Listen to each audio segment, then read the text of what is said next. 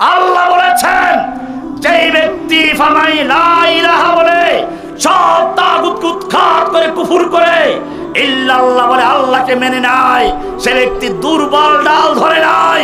ফাকাদ ইসতামসাকা বিল উরওয়াতিল উসকা, সে সাত আসমান ভেদ করে লৌহ কলম ছেদ করে আল্লাহর আরশে গিয়ে দুই হাতে ধরেছে।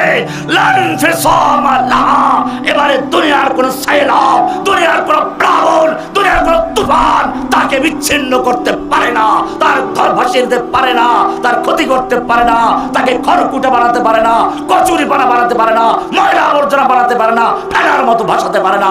লান ফিসামা লাহা, তাকে কেউ বিচ্ছিন্ন করতে পারবে না, কারণ সে আল্লাহর উপর ঈমান রেখেছে।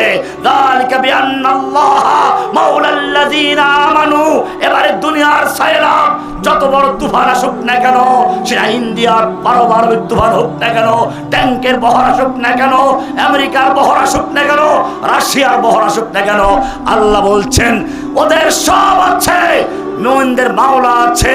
যালিকা বিআন্নাল্লাহা মাওলাল্লাযীনা আমানু, জেনে রাখো মুমিনদের মাওলা আছেন। মুমিনদের মাওলা কে?